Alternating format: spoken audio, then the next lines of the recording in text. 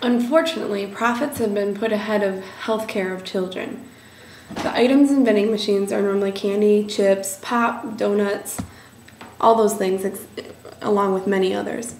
All of these are loaded with sugar, fat, and sodium. These things are not bad for us or for children, but all things should be considered in moderation. These items have more sodium, sugar, and fat than any single item should have. Vending machines for schools can earn as much as $100,000 annually, says an article by Valmond. The most popular item in vending machines that is sold is pop. Pop has horrible effects. Even diet pop, if you think giving diet pop to children is better, it's not, because the chemicals in the diet pop that cause it to still taste somewhat okay, the chemicals are harmful to the growth of children. Going back to my story about when I always wanted to have things out of the vending machine. When I was probably in my preteens, I would always ask my mom and dad, because I would always want a Pepsi, and I would go get a Pepsi out of the pop machine. I had been drinking Pepsi over and over and over and again, and it starts to become a habit. And after you have it for so long, the caffeine in a child, they expect that, and then they'll get headaches and other things if they don't have it. Well, even though preteens tend to be kind of an awkward stage anyway, I had started gaining weight from the amount of pop and sugar that I was having. And this weight was not necessary. It was just because I had had so much pop and so much sugar that primarily came from the vending machine, which was the pop machine.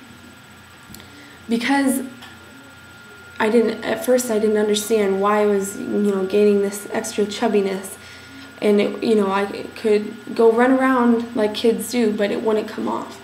That's because when you put that much sugar in your body can't process it as quick, and kids don't understand that. So parents they need to be the monitors of this. Finally, my mom said, because I would complain to her about wanting to lose that chubbiness, and she said, well, then stop drinking pop. So I tried it. I stopped drinking pop. And unfortunately, even as a preteen, I would get headaches because I was going through caffeine withdrawal, and also I'd want that sugar, I'd want that pop. But once I did it, and I stayed off the pop for a couple weeks, I could immediately see the weight start to drop, just the chubbiness that I had had, along with growing up into your teens. That also happens.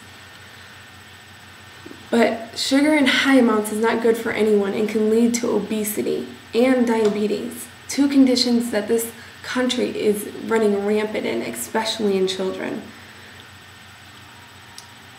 In conclusion, vending machines should be banned because they do not benefit children, but rather they cause many different problems.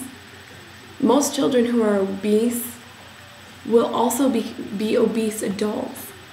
Obesity causes so much money and problems in this nation, because with obesity comes other health problems such as diabetes. Diabetes you have to have medication for, and the list goes on and on and on.